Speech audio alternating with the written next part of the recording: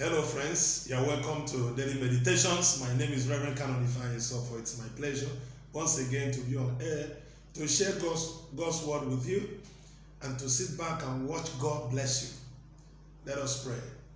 Eternal Father, the hour has come once again. We thank you.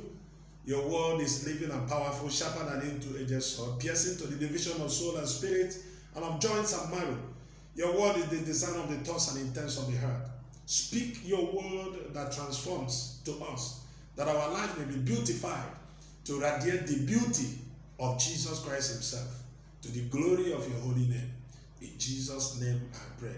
Amen. Today, we will examine the topic, the mount on which you have come.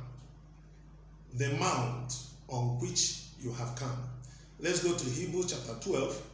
I want to read from verse 22. Hebrews chapter 12, from verse 22. But you have come to Mount Zion, to the city of the living God, the heavenly Jerusalem, to an innumerable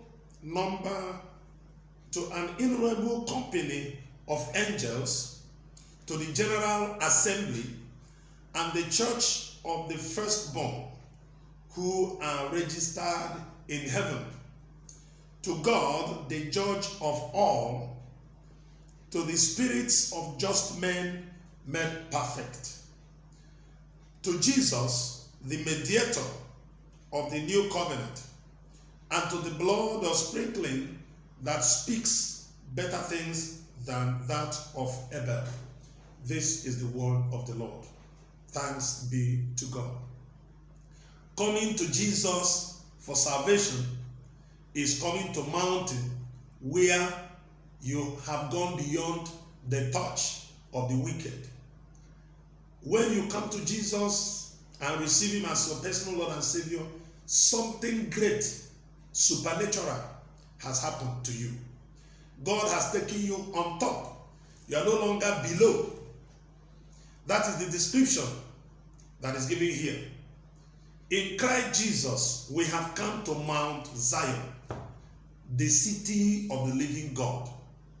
The church of Jesus Christ is Mount Zion. Why? Because it is too far from the devil, from the wicked one. Jesus has taken us from the deplorable situation where we were, has seated us in the heavenly places on Mount Zion, the city of the living God. Now it says again, the heavenly Jerusalem. Our operation is from heaven. Our power of operation and dominion is from heaven. In Christ Jesus, we have come to the heavenly Jerusalem, not the earthly Jerusalem that is found in Israel. The heavenly Jerusalem.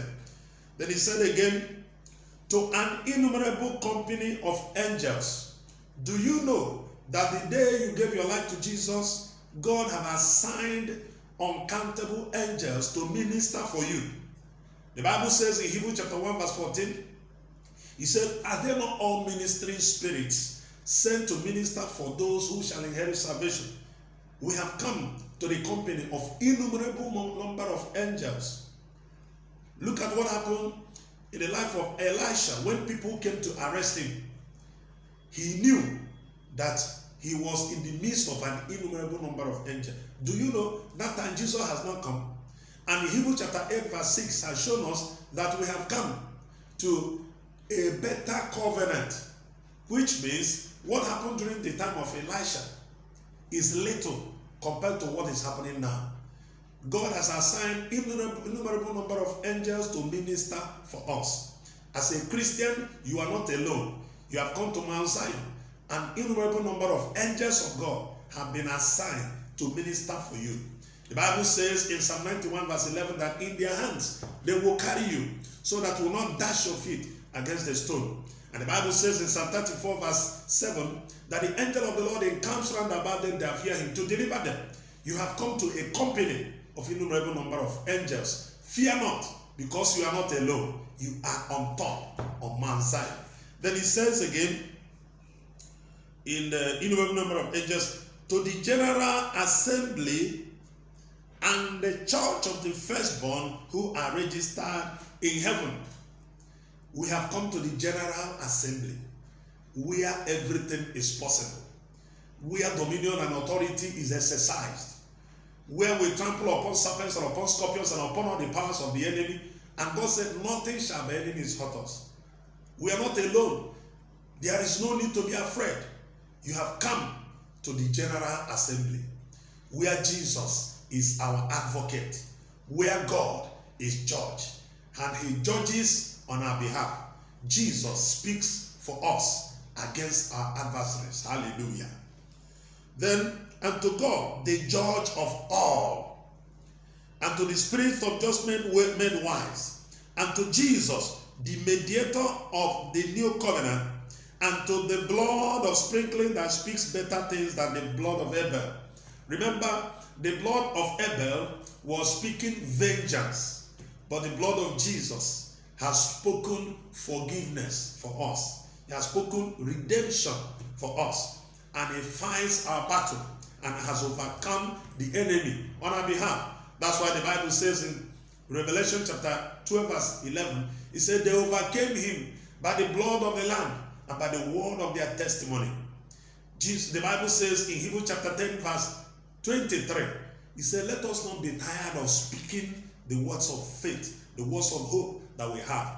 Continue to say who you are. You have no reason to be intimidated by the circumstances of life. You have no reason to be intimidated by the forces of darkness. You have come to Mount Zion. You are dwelling in the city of the living God. The Bible said that he that dwells in the secret place of the Most High shall abide under the shadow of the Almighty. It is when you begin to recognize where you have come, what salvation in Christ Jesus have done for you, you begin to see the reality of the presence and the power of God in your life. You are not alone. You have come to Mount Zion. Rejoice, because you are in the company of innumerable number of angels. You have come to Jesus, the mediator of a better and a new covenant.